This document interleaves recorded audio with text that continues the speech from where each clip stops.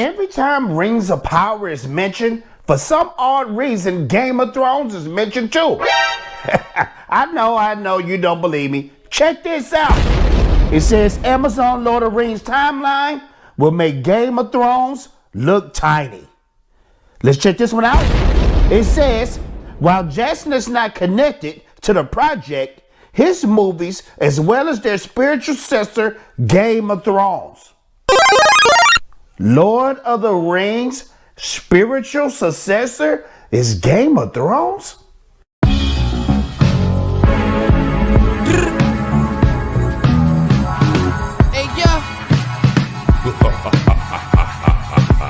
What up, YouTube? It's your boy Fatal J, back like I left something, and I'm glad you're here. Yes, I'm glad you're here. And what I want you to do right now is watch all the way to the end, because we're going to discuss how Rings of Power wants to be competition for Game of Thrones, but that is very wrong. And I'm going to tell you why. But before I tell you why, make sure to like, make sure to subscribe, make sure to hit that notification bell. You want to know why?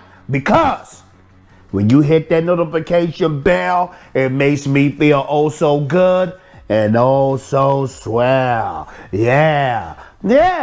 So I've been looking at different articles, been checking out things that I missed, because I'm going to be truthful with you, ladies and gentlemen.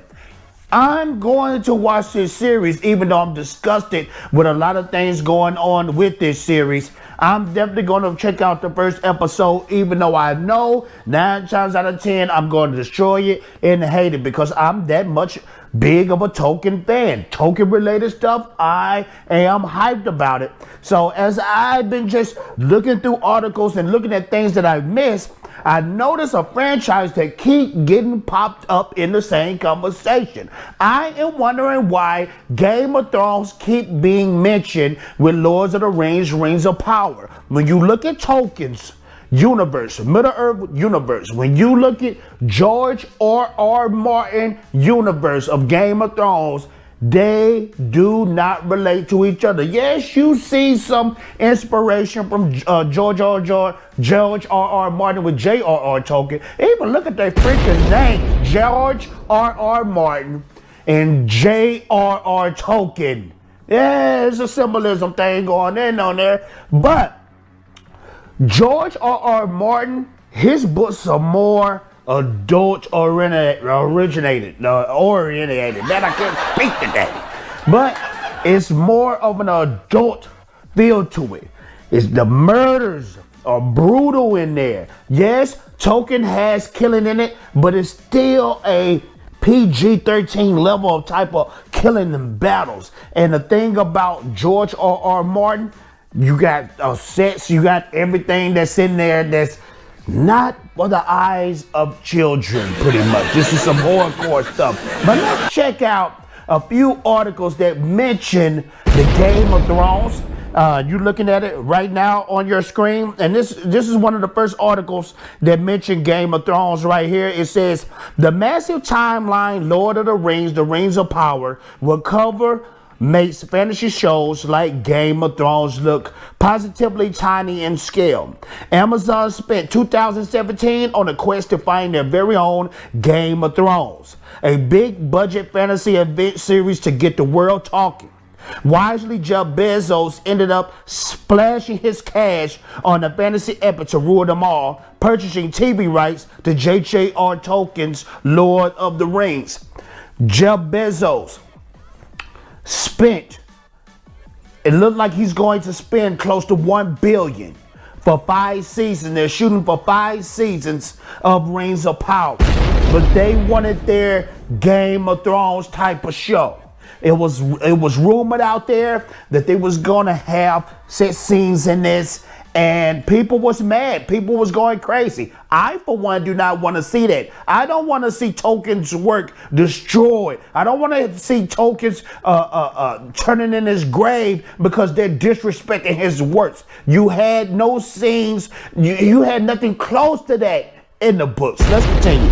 It says scheduled to land on Prime Video in September 2022. The Lords of the Rings of Power features a sprawling cast, has filmed across multiple countries, and reportedly packs a hefty episode budget that leaves swords and sorcery rivals like HBO's Game of Thrones in the dust. Quit mentioning Game of Thrones. Why are you comparing to Game of Thrones? This is horrible, man.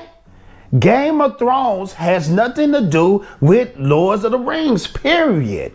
Now, when it comes to George R.R. Martin, he paid big respects to Tolkien. Tolkien is his boy. But there's a lot of things that George R.R. Martin disagreed with. Like, he will always say that Tolkien inspired his work greatly. But when it comes to Gandalf, he felt like George R.R. Martin, he felt like J.R.R. Tolkien should have killed off Gandalf for good. When Gandalf fought the Balrog, George R.R. Martin felt like that should have been end of Gandalf, period. And the one thing about George R.R. Martin, when he kills off a character, they don't come back. Now, you may be thinking, well, Fatal J, he did have Jon Snow come back from the dead. That was not him. That was the showrunners who ruined his work. And that's just like what I'm saying right here. The showrunners are ruining the works of J.R.R. Martin,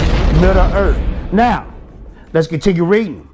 It says, in the show, Galadriel is fighting for the future. Halbrand is running from the past. Their entwined destinies are just two of the stories woven together for a TV series that, if it works, could become a global phenomenon. If it falls short, it could become a cautionary tale for anyone who, to quote J.R.R. Tolkien, dwells too greedily and too deep. I'm going to tell you something about this show.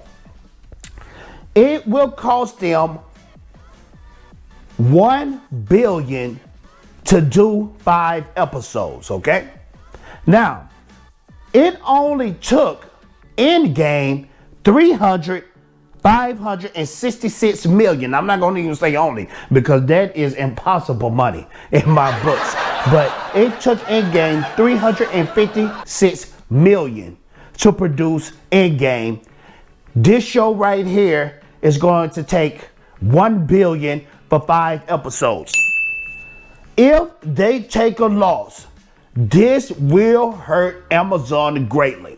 I think Amazon jumped the gun. They thought you, as a consumer, was dumb. They didn't estimate that the downvotes will be crazy on the trailers and on the round talks and anything that Amazon has put out lately when it comes to the Rings of Power show. They underestimated that. They felt like, okay, we can make the new Game of Thrones and we'll be the big boys on top. You're playing with fire. And I'm going to tell you, playing with fire, you're playing with an inferno. Because when it comes to Tolkien works, you have to be precise. It's no slip-ups. It's no changes. Look at The Hobbit. The horrorcore fans was not satisfied with The Hobbit, and it didn't make the same money as the Lord of the Rings trilogy by Peter Jackson. They rushed it, they messed it up, and they thought you was dumb. And this is the thing about the people out there in Hollywood. They think we are dumb. They think we won't notice the changes. As long as we see the title and as long as we put the agenda in there, you will accept it. Don't accept it. Check out the first episode. I'm not going to lie to you. I'm not going to tell you to boycott it, but I will say, check out that first episode. I'm going to check out that first episode. If it's complete trash garbage, then I'm done with the show for real. I'm done with it purely. So I'm telling you guys, they think you're dumb. You guys let me know what you think in the comments below. What do you think about Lord of the Rings, Rings of Power being the Game of Thrones spiritual successor that they say it is? Do you think that's crazy, or do you think that's good for a new step into the Lord of the Rings Tolkien lore? Get back at your boy Fatal J. Make sure to like, make sure to subscribe, make sure to hit that notification bell. Because every time you hit that notification bell, it makes me feel oh so good and oh so swell. Yeah, I'm out of here. Ninja Banish.